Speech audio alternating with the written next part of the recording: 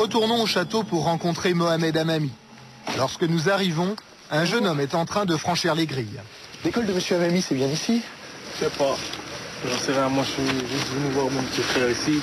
Ah, votre petit frère est à l'école ici? Et qu'est-ce qu'il apprend ici? Le Coran. Il a appris tout le Coran par cœur alors. Et il veut continuer. Bah. Il a appris tout le Coran par cœur? Et ça fait combien d'années alors à peu près qu'il est en cours ici? Ça fait pas très longtemps, mais il y en a qui sont restés ici 3 ans, 4 ans. Ouais, d'accord. Bon, ben on va appeler... Vous avez qu'à appeler ou... Je rentre avec vous croyez, ou... Vous appelez. D'accord. Nous suivons ses conseils, nous sonnons et attendons derrière la grille. Bonjour, on est l'équipe de télé là. On vient pour l'école, pour filmer un peu l'école. Et un élève s'approche. Chadi. Nous essayons d'engager la conversation et de l'interviewer. C'est à partir de cet instant que la situation va dégénérer. Ah, regarde, c'est là. Et vous, ça fait longtemps que vous êtes élève ici? Ouais. Combien de temps à peu près? 2 ans. Et vous apprenez le Coran par cœur alors? On va dire la moitié. La moitié? Il faut combien de temps? Parce que moi, il faut combien de temps pour apprendre le Coran par cœur? Quelle est votre caméra là? Prenez qui là? Quoi Qui j'ai vu? Oh non, faut s'énerver comme ça. écoute, regarde ça, la gueule de carte main. Regarde quel de quel droit vous filmez vous? Bah, on est venu voir, j'ai sonné. Vous me prenez pour qui là? Vous filmez comme ça là? Prenez là, ouais, c'est pas police que vous avez fait là, hein? Et je suis vraiment fâché, parce que ça, c'est pas une façon démocratique de travailler, là. Monsieur, on peut filmer quand on est dans la rue. Vous n'avez pas le droit de filmer, c'est un vie privée. Ça veut dire quoi, ça? Je viens devant chez vous, je vous filme. C'est une atteinte à la vie privée, ça. Qu'est-ce que c'est que ces manières-là? Vous n'êtes pas dans la rue, déjà vous refilez, vous n'êtes pas dans la rue. Vous demandez des autorisations, j'appelle la police, sinon, hein? Ah oui, appelez.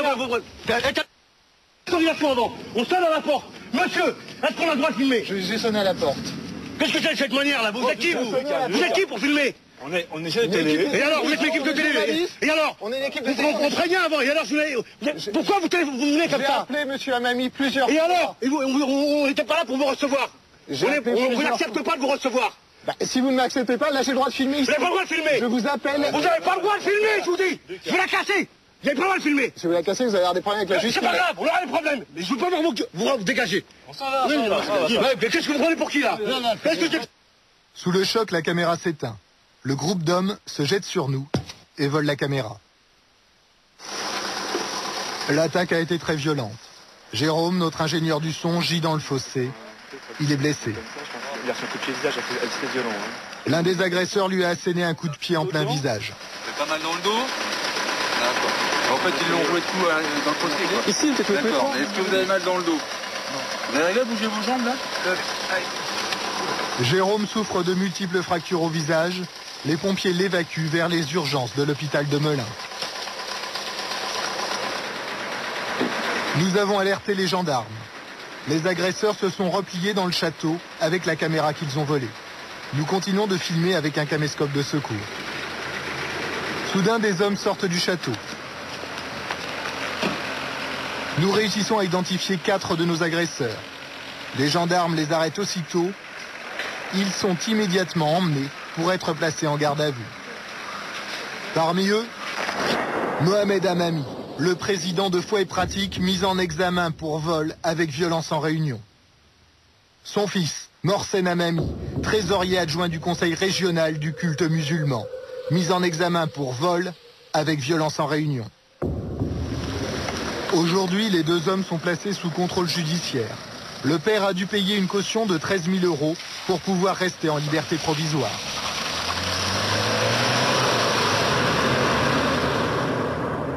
Aussi incroyable que cela puisse paraître, Foi et Pratique est l'une des organisations très officielles qui siège au Conseil français du culte musulman.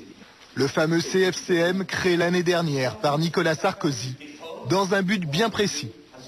C'est d'ouvrir au grand jour le culte musulman, de prouver que les suspicions et les peurs sont sans fondement. Aujourd'hui, de nombreuses questions restent sans réponse. Pourquoi M. Hamami a-t-il été choisi comme représentant officiel de la communauté musulmane au sein du CFCM. Comment cette école coranique a-t-elle pu fonctionner dans la plus totale illégalité pendant des années? Quel secret se cache derrière ces grilles? Enfin, après l'agression, les responsables officiels du Tablir nous ont appelés pour se démarquer de M. Hamami. Nous avons proposé de les interviewer. Une fois de plus, ils ont préféré se murer dans leur silence. Jérôme Florenville, le preneur de son de notre équipe, a passé 8 jours à l'hôpital. Il souffre toujours des séquelles de l'agression et ne pourra reprendre son travail que dans plusieurs semaines.